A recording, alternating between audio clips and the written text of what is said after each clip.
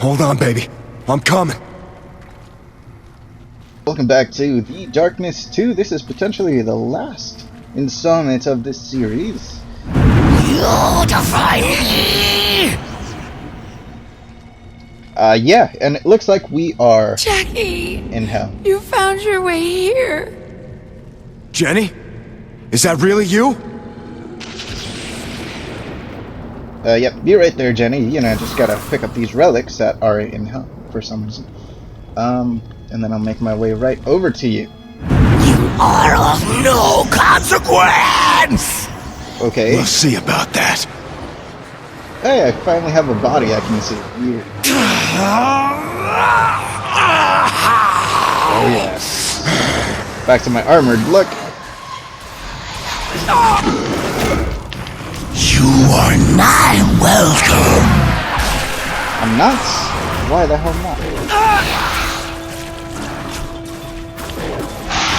Take that. Like, they have, like, hell weapons. What the hell is this shit? Please, Jackie. Make it stop. Hold on, baby. I'm coming. And You must not!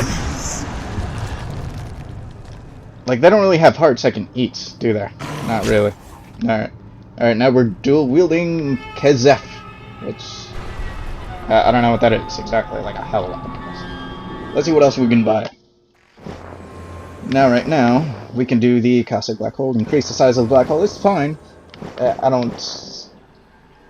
increase the number of strong. That's not bad. That's not bad. There is another one. Power flexion. Okay. That's an interesting one. There's another one where we can just use our gun. I think it was this one. Yeah, gun channeling. So we're going to go and do that one where we can just use our darkness itself to... Except you are nothing! basically use that ammo instead of anything else. So I don't really have to use actual ammo. I could just...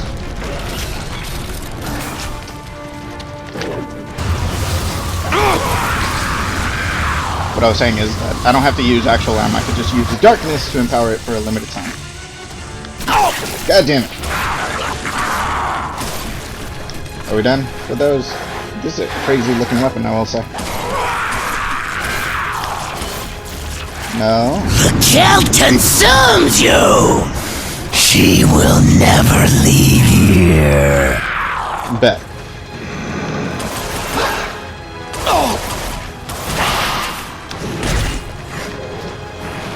Alright, luckily he's not going anywhere.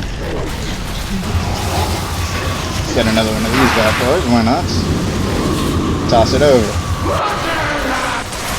Wait, that didn't work? Why not?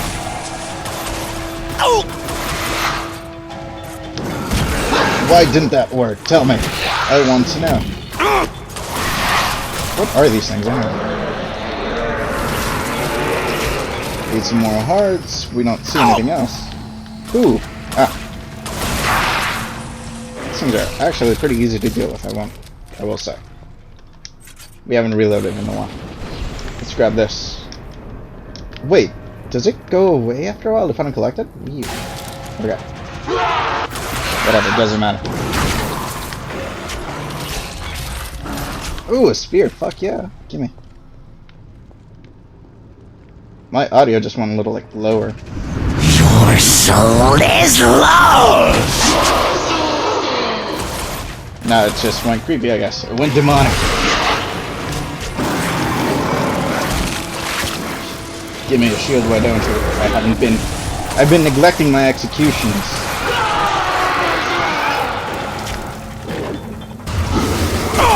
Why don't you get affected? That's what I want to know. Oh, yep, inside. Cool, cool. Hey, give me that. Why not? Like a a fleshy SMG. Okay. It sounds so echoey, it's weird. Wow, that takes like longer than the goddamn pistol. I guess I'm gonna stick with that. Okay. Move on, slowly make our way over. You cannot free her! I bet I can't. Am I missing anything? It feels like it's been forever since I found anything. Like, there has to be something, I think. Also, it's gone really quiet. It's not that I'm worried or anything, it's just, it's weird. Like, yep, I figured as much. I figured as much. No, I don't want the goddamn fleshy SMG. It's weird, alright? I mean, I'll keep it around just so I don't have to waste ammo on both of my weapons, but it's weird. Alright, let's try it. Jackie! Yeah, I'm going, Jenny. Relax. It will not be set free. But it? Fuck.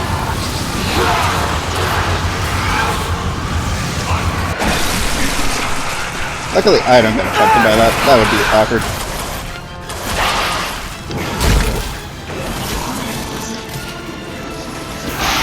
I accidentally picked that up. Oh, really? It's, like, really? Why? That doesn't make sense to me. Why does a gun do more damage than an SMG? Oh, it's you two. Hello. We're not doing that today. Oh, you look ugly.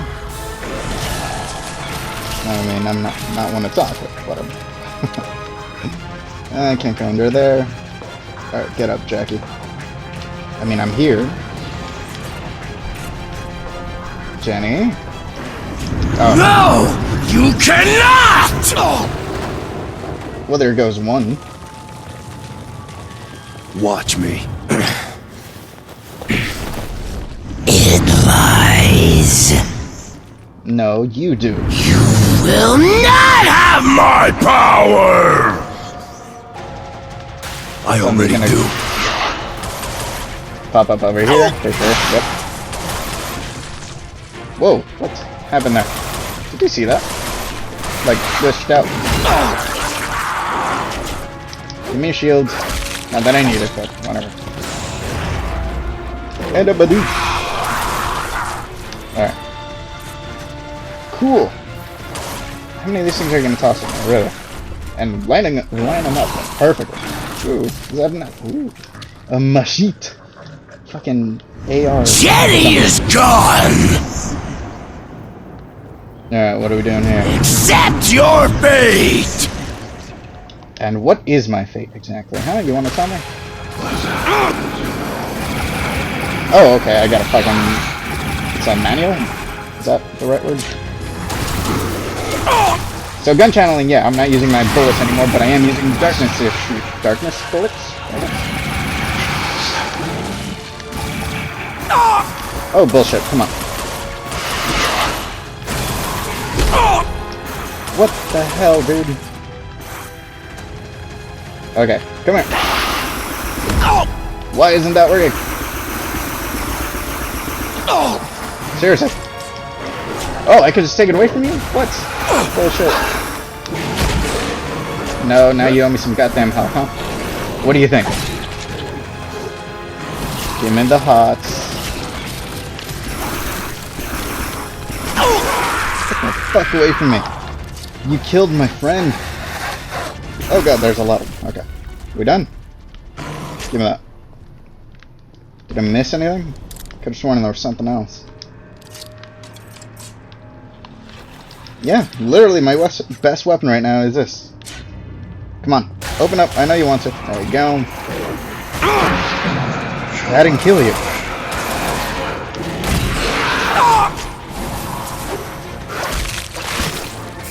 You're faceless? What the hell are you even? Headshots. I'm pretty sure there is No, not what you do! Bet. Come on, one of you had a black hole, I'm pretty sure of it. Okay. Moving on, get some more. Oh, actually, I'm pretty low on goddamn ammo. I just noticed.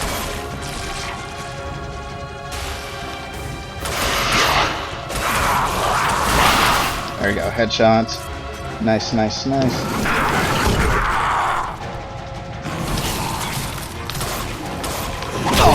Damn it. Okay. Alright, they are a little under the weather. Let's get some ammo out of these guys.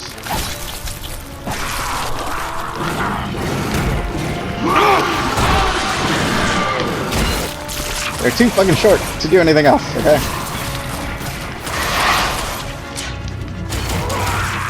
Get some darkness bolts on it. Alright. Cool. Grab some hearts. Anything else? God damn, how many are you gonna toss at me? I mean, keep laying them up for sure, you know? Make it easier on me. That's okay. You are its puppet! Anyone else? Ooh, yes, please.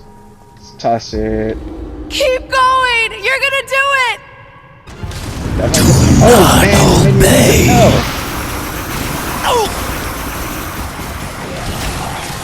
No, that's not fair.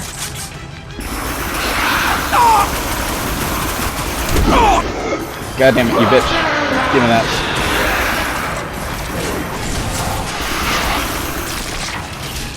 Alright. One of you had a black hole. I'm not sure which, but one of you did. Alright, it's annoying to have a fucking semi, not even an auto, and a manual, okay? Can you give me that hole? I know you have it, somewhere. What the hell, dude? Alright, give me this. Damn it! You bitch. Alright, fine. Let's go.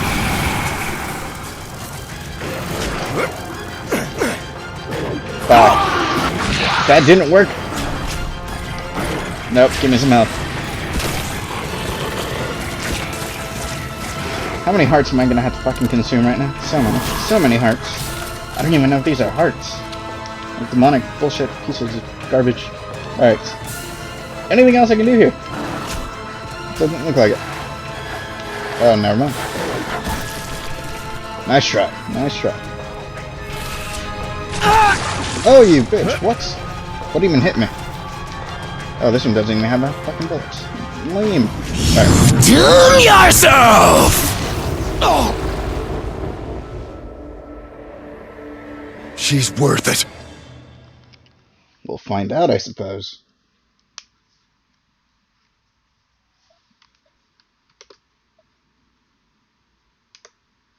Don't mind me, just checking something out. While it loads, you know, it's fine. Just want to make sure my audio levels are up, because sometimes I'm mute and then I don't notice if I'm on full screen. Now what?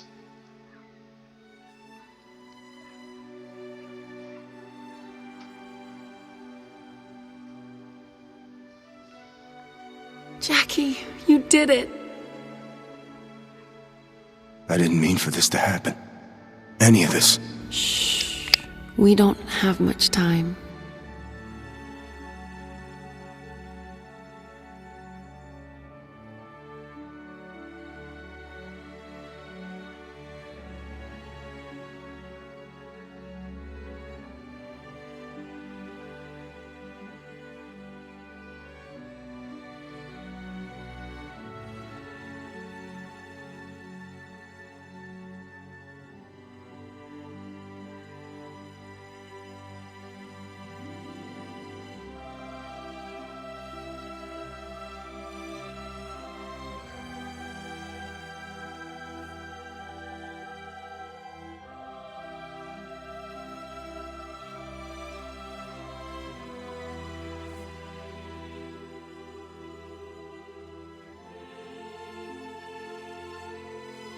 Damn, ain't that sweet. I'll let the credit roll. Credits roll, and I'll meet you on the other side, I suppose. But for some reason, I don't think it's over. I don't know, I'll let you decide. See you in a bit.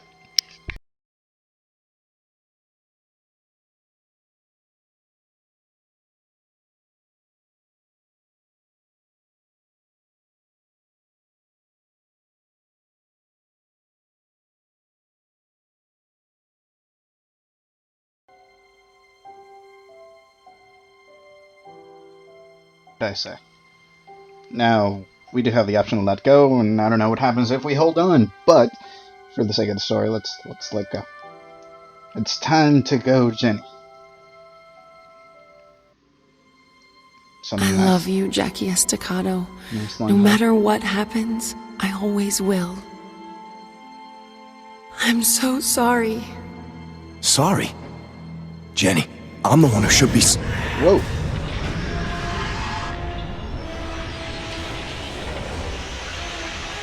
It's probably like the first time we ever seen Jackie like in a goddamn cutscene, I swear.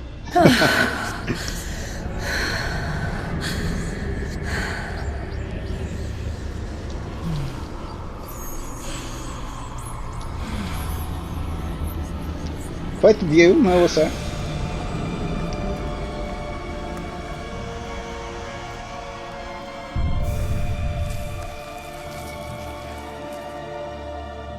We are the Angelus. The world has gone too long without my light.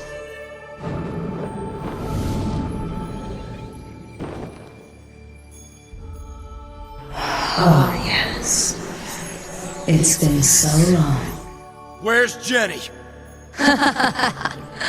Don't worry. She's still in here. And after all you put her through, she still loves you. But she knows what must be done. Give her back to me. Don't you understand, Jackie? Jenny's soul wasn't the only thing trapped here. It was you who gave her to me. I won't fight you. What makes you think I'm even going to give you the chance? You have become too powerful a host, caused too much suffering. You and it are now where you belong. No. No. No!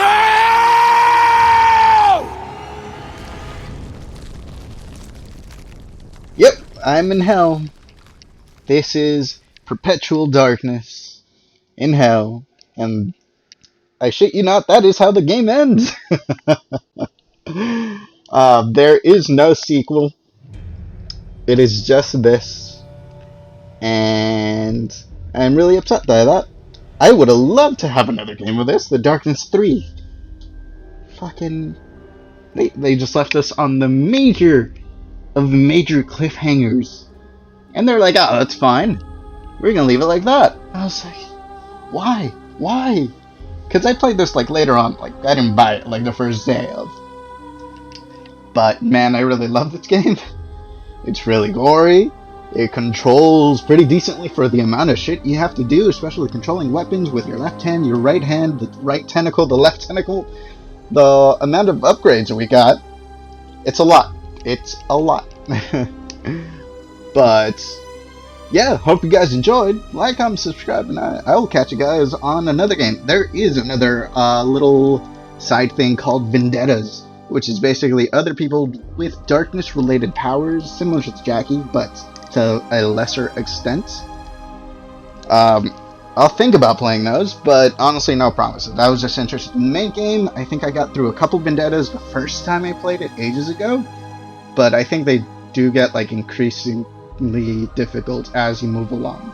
But I mean, I'll try it and see what happens. But if not, hope you guys enjoyed this. Later. Bye.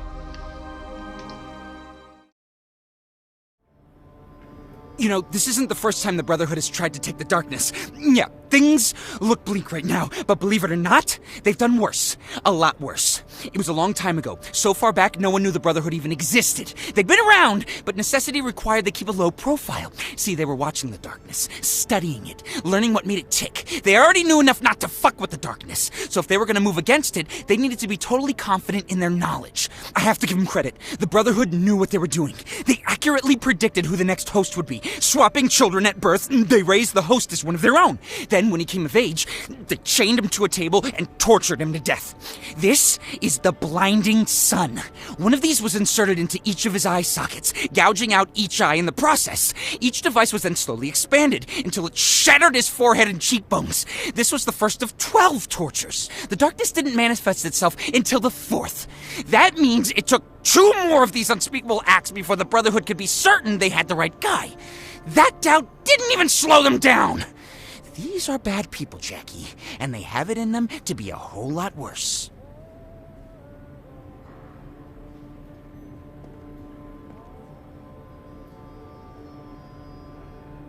Oh, you feel that? This thing's hidden an 11 out of 10 on my creepy meter. Just being near it, it feels like I got worms under my skin. Worms that are creeped out as I am because they got worms under their skin. Am I painting a clear enough picture? You may look at this and see an iron mask. Just a common torture device used to humiliate someone. It didn't cause any physical pain. It was just a symbol. If a person was dirty, their mask looked like a pig. If they fucked around, it looked like something that fucked around. I don't know, a rabbit. Okay, now if you look closely at this mask, you'll see it kind of looks like a demon. Makes sense since it was worn by a former darkness host. Maybe you heard of him? Vlad the Impaler, better known as Dracula. Not many people can claim they were the source material for a famous monster. In fact, I only know of two. This guy and Helen Keller. What you don't realize is that this mask isn't creepy because Vlad wore it. It's creepy because he wore it voluntarily. He wanted everyone to know exactly who was coming to impale them on a giant fucking spike. And just to add insult to an insanely painful mortal injury, do you know what he named his mask? The Mark of Cain. As if to say, that's right, bitches, I'm unkillable. This might be the most fashionable fuck you in the history of man. Ooh, the Deceiver's Grasp. The third most infamous glove of all time, right behind the sparkly one and the one that didn't fit. And the Deceiver's Grasp was designed to be used in conjunction with the Abysmal Maw. If you don't know, the Maw was a mystical hand cannon that shot pure hellfire, but consumed the user's soul in the process. It only took a few thousand damnings before someone got the idea to protect themselves from the Maw's side effects, and so the Deceiver's Grasp was forged as a sort of damnation contraceptive for your hand. Current theory holds that the Brotherhood created the glove, which would make sense, since it employs a rather nasty bit of transference magic. See, when laced with the blood of another living person, the glove allows you to wield the Maw without having your soul burnt away, whereas the poor sap whose blood you used will spend eternity cozied up beside the fires of hell.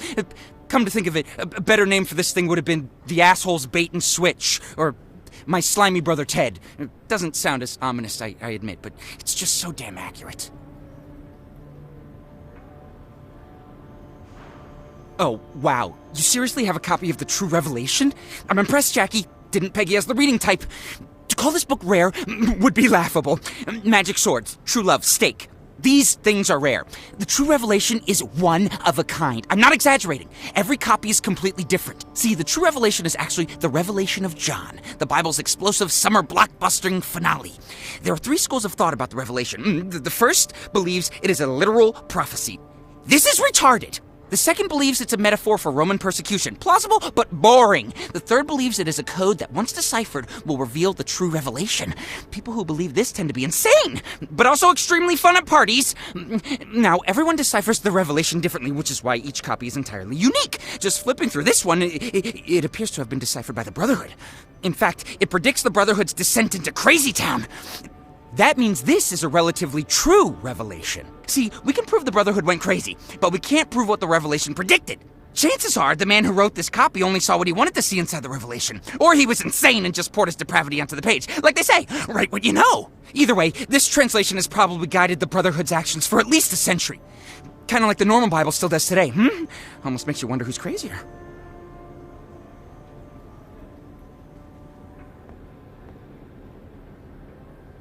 Think back to your high school history class. Wait, did you even go to high school? You know what, forget it. I don't want to argue, nor do I want you to punch me in the face. So I'll just catch you up to speed on some stuff I'm sure you already know. The lost colony of Roanoke was a British colony off the coast of what we now call North Carolina. As the name implies, it disappeared. Okay, the colony, not the island. 115 people just whoosh, gone. Okay, goodbye. To this day, no one knows what happened to them. Well, no one except for me and every other supernatural junkie on the planet. See, the darkness was first carried to North America by one of the colonists. And where the darkness goes, its enemies follow. One of those enemies, the Angelus, came to a nearby tribe of Croatoan natives. Influenced by the Angelus, a Croatoan maid slipped into the colony under cloak of night and massacred the colonists in their sleep. This is the weapon she used, Roanoke's Bane. But the Angelus had been mistaken. The darkness was not in Roanoke, as it was being carried by the colony's leader, John White. John was back in England, procuring more supplies. When he returned to find Roanoke deserted, the darkness knew the Angelus had been there. Unfortunately for the Croatoans, the Angelus had already moved on. They were defenseless when the darkness fell upon them, much like the colonists had been. Fair's fair, I suppose. Ah, the crescent of the sun, considered by many to be the greatest mystery and biggest letdown of the past millennium. You know, if you don't count Rocky V. The crescent was wielded by the Angelus approximately 800 years ago for half an hour. She claimed it was forged from a single drop of the sun's flame, that it would bring about the final end of the darkness. What she forgot to mention, however, is how the crescent would do this, which is important because she never got a chance to use it. Carrying it into battle against the darkness, she was immediately disemboweled. A bit anticlimactic for sure, but it only gets worse. A few years later, the crescent was rediscovered by a holy warrior. Once again, the blade was wielded against the darkness. This time, it even managed to get a few good swings. But you know what? The blade passed through the darkness, like a knife through water. Later, after monks recovered the crescent from the warrior's corpse, it was tested against multiple targets. Turns out the blade passes through all matter. People, stone, trees, kittens, just whoosh, goes right through. No harm, no foul. Could be only the Angelus can wield the crescent, but if so, why has she never tried to reclaim it? Personally, I think the Angelus talked a big game, but was just as surprised as everyone else when the crescent turned out to be worthless. Which begs the question, where did the crescent come from? I got no idea, but I hope she kept the receipt.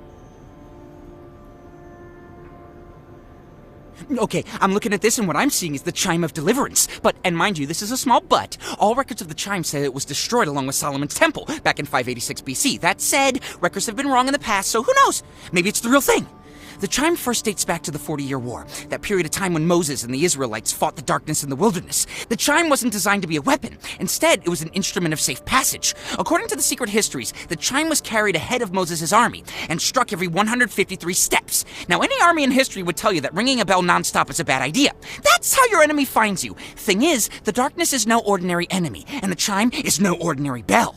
You're in the mob. The mob is Italian. Italians like opera, right? Well, you know how an opera singer can shatter glass by singing a certain note? Well, the Chime of Deliverance does the same thing, except instead of glass, it shatters darkness. The exact pitch has never been identified, but when struck, the chime emits a sound that can physically push back the night. Now, if you want, we can test the chime's authenticity. We just gotta hit it, make it sing.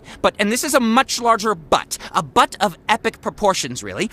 It might disintegrate you. Just saying. Okay. Jeez. First off, holy shit. Second, do you know what these are?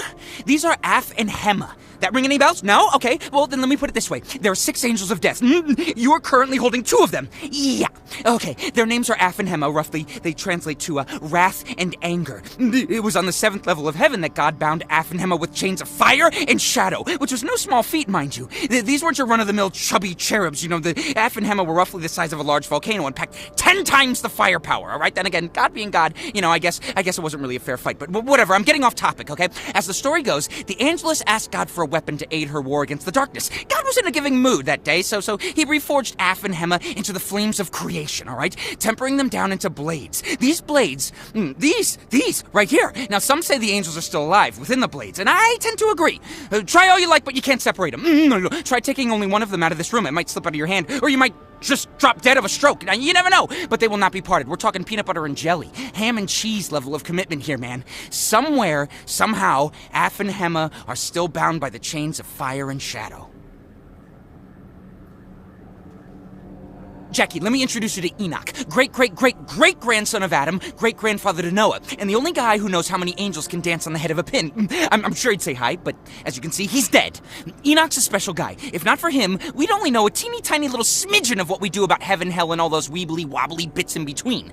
How did he learn all this stuff? Well, if you read the Bible, it says that Enoch walked with God. What does that mean? Fuck if I know! I don't know, the Bible doesn't say, it just says, poof, no more Enoch. Next verse. This is why I don't read the Bible. I do, however, read the secret histories. And it's there that we learn Enoch actually ascended to heaven, where he apparently took some night classes, because the next time we see him, he's back on Earth, busy being the world's foremost expert on all things occult and supernatural. Do you know how many other people have been invited to heaven just for a visit? 0! Seriously, they loved him up there. So much, in fact, that upon his death, a heavenly host descended from the clouds simply to inscribe his skull with the language of angels. That's the markings you see. No one has ever been able to decipher them. But when the skull is placed in absolute darkness, the markings emit a faint singing noise, which is kind of a cool thing. You can't tell by looking at it, but this simple strip of iron is one of the worst torture devices ever devised. It's one of the 12 infamous purification rituals used by the Brotherhood the first time they ever tried to steal the darkness. The Brotherhood simply referred to it as the Fourth, but over time it earned the name the Silent Night. It's easy to see why. Long time ago, the Brotherhood stole a darkness host at birth. They then raised him as one of their own, only to torture and kill him in an attempt to force the darkness out. This strip was forced into that unfortunate host's mouth, keeping it open. It was then wrapped around his jaw, leaving a slit where his tongue was inserted. The gag was then slowly tightened. The first thing it did was slice off the host's tongue, but then the gag was tightened further, and it completely shattered and dislocated his jaw. You think that's horrible? Keep in mind, the host had yet to manifest the darkness. He didn't know what he was. The Brotherhood had raised him since birth to believe he was one of their own. Imagine, the only family you've ever known, subjecting you to the most painful, degrading acts they can imagine, and they don't even tell you why. I don't want to sound like I'm going soft, but it seems to me like that'd be the worst torture of all. Anyway, the darkness manifested right as the host's jaw snapped. They say it killed every person within a league of the Brotherhood's monastery that day. Then, the host vanished, never to be seen again. Hell, we don't even know his name. Wow, okay, shit, where do I start? What you got here is the first. As you can guess by its name, this thing goes way back, like way back, to the beginning. You're a good Catholic boy, so I know you remember the story of Cain and Abel, how Abel was like, oh, God loves me, and Cain was like, jealousy, wham, and killed him with this. That's right, you're the new proud owner of murder stick number 1, so congrats, I guess. Now, the story goes that God was so pissed that he marked Cain, set him walking the earth forever, unable to die, but that's only half true. See, Cain brought murder into our world, back in when it was, still new and teeming with free-range evil. This made him a target for certain dark influences, if you catch my emphasis. Even if Cain was a brother-murdering jackass, God wasn't going to let the darkness run a train on him, so he made Cain unkillable. As you know, the darkness deals in death. If Cain couldn't die, the darkness couldn't take him. Not a bad move on God's part. But God doesn't just hand out free prizes, especially for murdering your brother. So he set Cain to a task, cleaning up all that leftover darkness from before creation. Unfortunately for Cain, unkillable did not mean immortal, but that's a different story altogether. This is, well, it's a thumbscrew. I don't really know what else to tell you. I mean, this thing is definitely giving off dark energy. But again, we're talking about a device that was used to torture people by slowly crushing their fingers. I'd be scared if it wasn't giving off nasty vibes. What? You want more? Sure. Just give me a second. Okay, I got something. From what I can divine, this thing goes back like 400 years. It was used on a host who was imprisoned by the Brotherhood. Chances are that dark energy I'm picking up is a taint left by the darkness. Meaning this isn't just any thumbscrew, it's an evil thumbscrew, so it hurts more. Maybe. Oh, that's still not enough. Okay, fine. This is the infamous Black Thumb. In 1631, it single-handedly ripped and raped its way across the English countryside, leaving behind a trail of bloody bastards and broken dreams. Never has the world seen such carnage. Pray it never will again. Yes, I am being sarcastic. No, I don't want you to kill me. Okay, I'll shut up now. You know, Jackie, this thing inside of you, the darkness, to you, it's a curse, but not everyone sees it that way, It's like that old saying, one man's curse is another man's, gimme. You know, I mean, that's a stupid way to think, obviously. The darkness is the possessor, not the possession. But stupid people do stupid things, which is why many of them have tried to steal the darkness over the years. Lucky for you, I guess, these attempts usually don't go very far.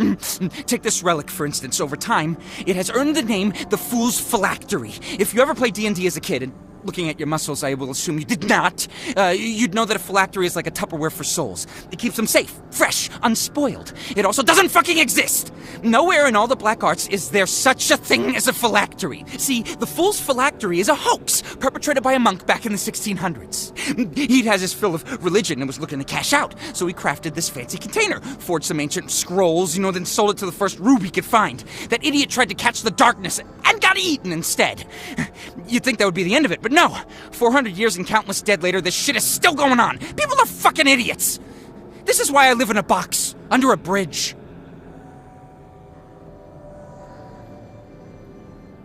Holy shit, Jackie, this is big. This is really big.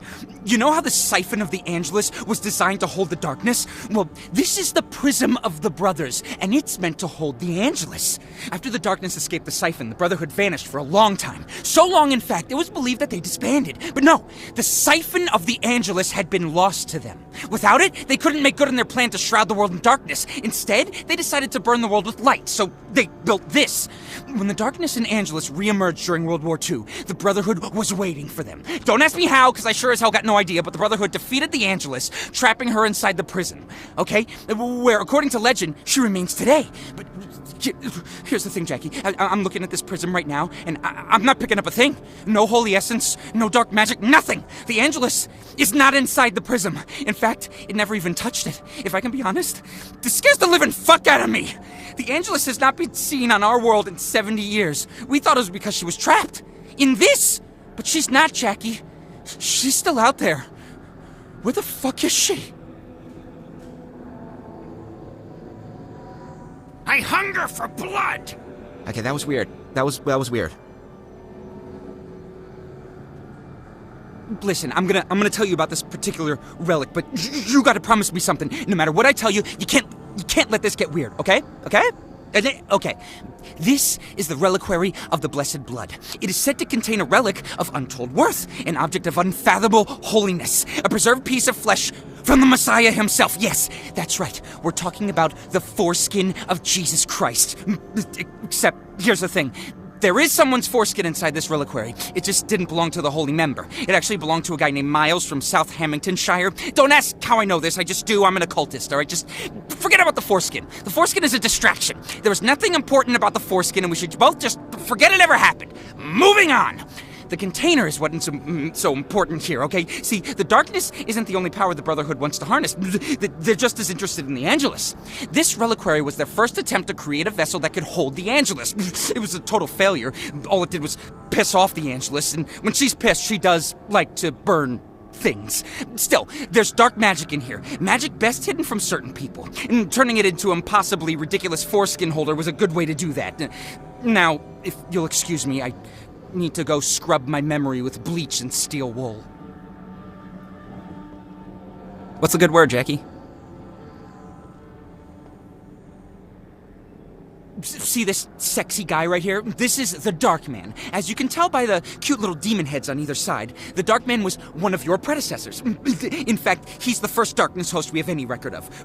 We know there have been hosts before him, but none of them got statues, so fuck him. You know? No one knows who the Dark Man was, or where he came from. All we have to go on is one passage from the Hidden Testament of Moses. If I can paraphrase, it says, "He walked out of the wilderness, a dark man who spoke with authority." You know, like James Earl Jones. And those words were black, even the wisest were swayed. Cue 40 years of horror unlike anything the world had ever seen. Oh yeah, you heard that correctly. 40 fucking years. Moses wasn't lost in the desert for 4 decades. He was fighting a war against Mr. Tall, Dark, and Stretchy. Seriously, I mean, what's up with this guy's neck? He's like a giraffe. Anyway, what were we talking about? Oh, the 40-year war. Before the war had ended, the Dark Man had eaten Moses' heart, which is the real reason Moses never saw the Promised Land. It's also probably why the Dark Man got a statue. I mean, killing Moses is a pretty big deal, historically speaking. Oh, you'll appreciate this, being a former altar boy and all, I assume. And this is the head of Pope John the 12th. Well, the shrunken head. At least, I hope it's been shrunk. If not, then I imagine he had trouble wearing his Pope hat. Anyways, turns out Lil John here was the only Darkness host to ever become Pope, which would explain why he's considered one of the worst popes of all time, though, ironically, not one of the worst hosts. You'd think the Darkness would have used the papacy to run rampant, but honestly, John the 12th spent most of his time disemboweling his deacons and boning up on the ladies. Actually, never mind. Now that I think about it, he did summon a few not-so-minor lust demons into the Vatican, then turned it into a brothel. And by brothel, I mean charnel house, a.k.a. place where dead bodies are dug up and stored after their graves are more or less desecrated. So, yeah, Pope John the 12th was a huge dick, in more ways than one. Small side note, I have it on good authority that 3 of those demons are still around doing their thing. So, do yourself a favor and never take a naked tour of the Sistine Chapel. Not that they offer one, still, just don't. What you're holding is the very first artistic interpretation of the darkness. Or as it was known then, he who comes with the night. Not the catchiest of names, but pretty good when you consider that most people are still living in caves. Anyway, At this point in history, Cain, Adam's son, as in the Garden of Eden, first guy to ever walk the earth, Adam, had dealt with most of the demons and assorted nasties that still roam the world. But no one had faced the darkness yet. See, God protected Cain from the darkness by making him unkillable. It was a great plan. If you happen to be Cain, everyone else, not so much. Murder didn't stop just because Cain ran out of brothers to bludgeon, so the darkness still had plenty of souls to latch onto. Some legends suggest the darkness was first carried by a son of Lilith. Others say it was a Nephilim, but I don't buy that one. We'd all be dead if that was the case. Not that it matters. Okay, whoever it was, through him, the darkness raped, ravaged, and generally fucked things up. Only the Angelus had the power to face the darkness. All Cain could do was warn people. So he sculpted 12 of these statues, entrusting them to 12 holy men. They carried these statues across the land, spreading word of he who comes with the night. But the darkness did not want to be known. Within a year, it had devoured all 12 of them. The statues were gone, shattered, or lost to time. Well, until now, apparently. This one's a little tricky. You know the story of Noah and the Great Flood, right? Okay, humanity grows wicked, God floods the planet, family survives on floating zoo, classic Sunday school. Well, here's what really happened. As you know, the darkness feeds on human suffering. Well, let me tell you, if you think life sucks today, imagine how bad it was back then, before indoor plumbing. The darkness was at an all-you-can-eat smorgasbord of pain, and every meal was making it stronger. Seeing as the Angelus was indisposed at the time, God decided to step in with one of his great ideas. Noah builds the ark, God floods the earth. 99.9% of mankind dies a horrible death. The darkness is destroyed. Huzzah! But did that happen? No, sir! Guess who was waiting once the world is dried off? That's right. Needless to say, the Almighty had a little egg on his face. According to legend, God breathed his remorse into the first seashell that Noah found once he left the ark. That shell became known as Yahweh's Lament. I know, it's a different spelling. It's missing some letters. Place it to your ear and you will hear the voice of God. That said, only the truly mad or the nearly dead can fathom God's almighty words, which is kind of scary, seeing as how I think I can hear something whispering to me right now. Okay, not gonna think about that right now.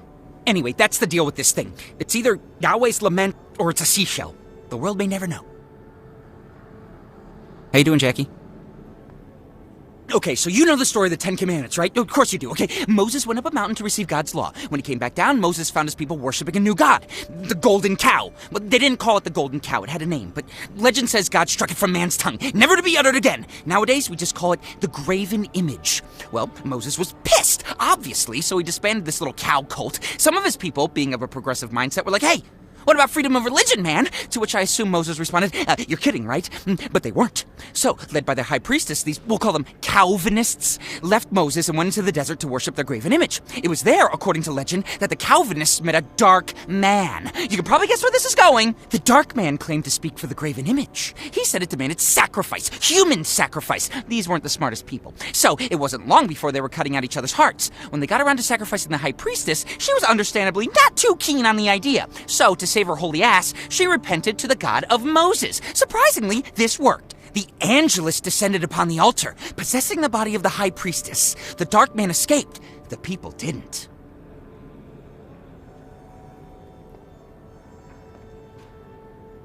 You know, Jackie, you bring me the nicest things. Your methods could be a little less mass murdery, but who am I to argue? Anyway, you wanted to know about this piece. It looks like a panel from the Metatron Steely. I don't know. We're gonna say steel, okay? Which would be amazing if it weren't impossible. See, the Metatron steel was carried down from heaven by Enoch, way back at the start of time. This wasn't easy. The steel was a stone slab, carved directly from the seed of creation. On it was inscribed every revelation Enoch witnessed in heaven. The amount of knowledge contained on just an inch of this thing would shatter our every notion of creation. So, of course, someone fucking lost it. Lucky for us, someone else was smart enough to copy it. Well, parts of it. This is one of those parts. It's called the Sister of Light, and it's pretty important, at least concerning you. Think back to Genesis. There were only two things in the beginning, light and dark. The Bible says God separated the two, turning light into day and darkness into night. But in actuality, the darkness just stayed the darkness, and the light became the Angelus, or, as it was once known, the Sister of Light. What is the Angelus? Well, not to bum you out, but according to legend, it's your other half, Jackie, and all it wants is to rip you open and burn away the darkness. Yeesh. There's just not an easy way to lay that on somebody. Whoa, hold up. Whoa, whatever you do, for the love of God, don't ever let that blade touch your skin. I mean, what do you think you're doing bringing that here? Well, okay, yes, this is your house, so I guess you can do whatever the fuck you want. But remember, I'm here to help you figure if what you want to do is actually something you don't want to do. Trust me when I say, using that knife falls into the latter category. That's a Furba, which on its own is dangerous enough to a guy like you.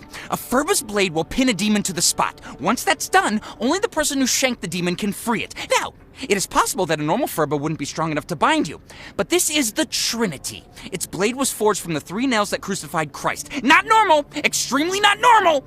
If you'd cut yourself with the Trinity, you would have been paralyzed. The only person who could have set you free would have been you, which you wouldn't be able to do because you would be paralyzed. Do you see the paradox here?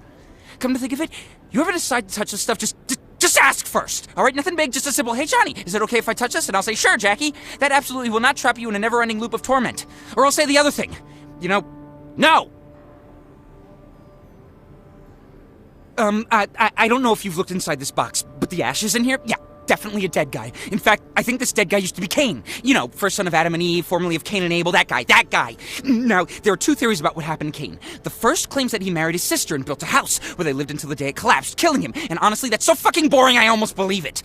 The second theory, however, claims Cain wandered the world for 100 years. See, God had set him on a path of atonement. So, alone, armed with nothing but his murder stick, Cain fought to rid our world of darkness. And by all accounts, he was pretty good at it. Not that I'm surprised. I mean, this is the guy who invented murder, fratricide, and hate crime all in one go.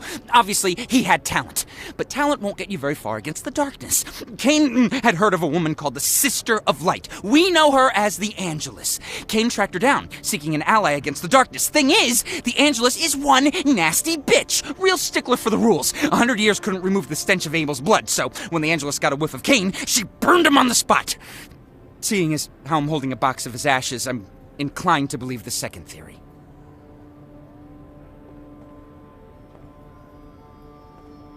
Now this is the good stuff. The Abysmal Maw. Dark magic at its sexiest. Jeez, I'm getting hot just looking at it. The Abysmal Maw, or the Mawsome, as I like to call it, was carved directly from the gates of hell. Grip it in your right hand, then say the magic words, and the maw will unleash a blast of pure hellfire. Do you know what hellfire does? It destroys everything! And everything it destroys goes straight to hell. You could have killed Mother Teresa with this, and she even would have burned for eternity. The thing is, every time you use the maw, it burns away part of your soul as well.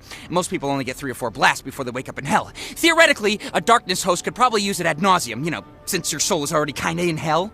Unfortunately, the maw no longer works because someone misplaced the magic words. Records show the Brotherhood were the last users of the maw, sometime around World War II. That means it's their fault that the world is far less awesome than it used to be. It almost makes me want to cry!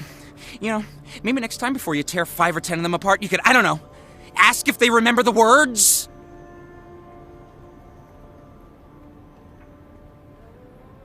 Okay, Jackie, time for a quick history lesson. Buddhism was founded by Siddhartha Gautama. I don't even know if that's the right pronunciation, just go with it. Siddhartha led an extraordinary life, but for our purposes, his death is what's important. History says Siddhartha announced his imminent death at the age of 80. Immediately after making this announcement, he ate his last meal. It was an offering made by a blacksmith. Siddhartha then became ill and died. Obviously, there was more to it, but I'm not here to teach Religion 101. Those are the main points. Before dying, Siddhartha made sure his followers knew that the blacksmith had nothing to do with his death, because, from all accounts, Siddhartha was a pretty stand-up guy.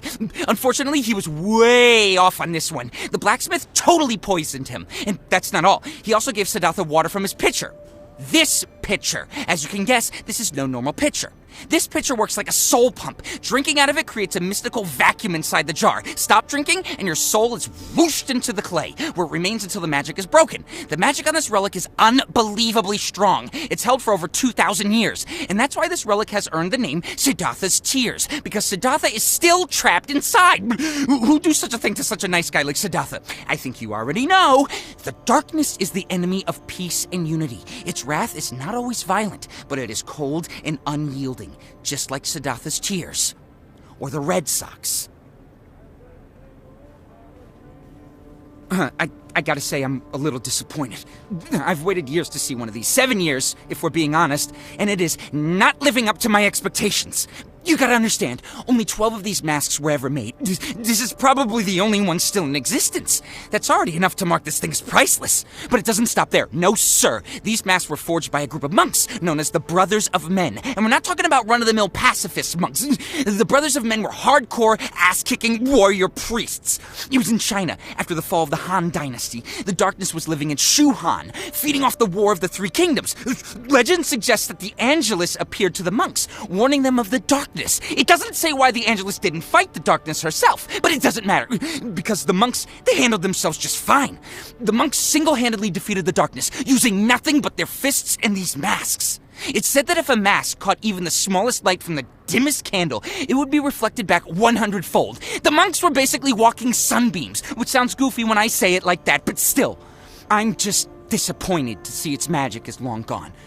I'd have killed to see it in action. Well, not kill, since I guess I'd have to use it on you, and that would be just awkward. I hope you're not in a good mood, because if you are, I promise this is gonna shit all over it. This is the Lantern of St. Anthony, possibly the most misidentified item ever created. I don't mean people look at this lamp and say, that is a very luminescent club sandwich. What I mean is, most people see this lantern as a symbol of hope, but really, it's a symbol of soul-crushing despair. Now, the outer casing is only 80 years old, but the light inside the lantern goes back, about 1,000 years. In her war against the darkness, the Angelus sought an ever-burning light. She gathered the souls of 100 children butchered by the darkness, and bound them within a glass sphere. This combined lightness of being produced a blindingly powerful light, but only when the dead children felt like it. Turns out kids are fickle little bitches. The Angelus abandoned the sphere, totally apathetic towards the children still trapped inside. The sphere remained lost for quite some time until it was discovered by St. Anthony, the patron saint of lost things. Go figure! Anthony fastened it onto a lantern, believing it to be a gift from God. He was convinced the light would guide a traveler home, but usually it just led them over a cliff or into a bog. So yeah, St. Anthony used this lantern to unknowingly kill hundreds of innocent travelers, all because the Angelus thought the imprisoned souls of murdered children would make a cool weapon. Yay! You know, the darkness didn't come from the cradle of civilization. The darkness came from nowhere. Which, if you follow the Rothfusian or Rothfusian, I say Rothfusian, okay? Theory, it means the darkness also comes from everywhere. Numerous cultures throughout history make reference to the darkness, even though most of them had never encountered it. For example, take a look at this Aztec totem. An anthropologist would identify it as the key of Mictlan. Mictlan, of course, being the Aztec underworld. This is wrong on an absurd number of levels. Mictlan was a battleground that fed on the souls of the dead. Man, woman, child, didn't matter. They went on to their death prepared to fight, knowing that Mictlan awaited them. Sound familiar to you? It should! It's the darkness! This is just one example out of thousands. Every person since the dawn of time has known, instinctually, the darkness was waiting. It's why so many of us have a natural fear of the dark. To me, that says something, and I don't think you're gonna like it. Part of me believes the darkness is inside all of us. Just a small bit of essence. It's a part of us. Maybe the darkness came from us. Maybe it's an extension of who we are. I don't know. But I do know that if any of those crazy ideas are even partly true, then the darkness isn't going anywhere, no matter what we do. I wonder what's on TV tonight. You want to know how the Brotherhood got to be the fun-loving psychos they are today? It's all thanks to you. Well, thanks to the darkness. There was one time, only one time, that the Brotherhood succeeded in trapping the darkness, and it drove them insane. The darkness is not to be fucked with, and even when in prison, it is a force to be reckoned with. For decades, the Brotherhood watched over the siphon, the darkness stirring within it, perverting their minds. It wasn't long before the Brotherhood decided the only way to save the world was to destroy it. Gee, wonder who gave them that idea. There was one brother who stood firm against the taint. No, not that kind of taint. Get your mind out of the gutter. Focus! His faith was so ironclad, the darkness couldn't touch him. When he learned what his fellow brothers planned to do, he knew there was only one option. He set the darkness free. Now, this didn't make the Angelus happy. No, she returned to the earth just so she could deliver the granddaddy of all smitings. That one faithful brother was reduced to ash just moments after he'd saved the world. The Angelus's rage burned so hot, it consumed the brother's soul entirely. He stopped the Brotherhood from destroying all creation, and in return, he became the first human to ever meet non-existence. In all of heaven and earth, the only thing left of him are these ashes. The ashes of the unnamed. Kinda lends credence to that saying, no good deed goes unpunished.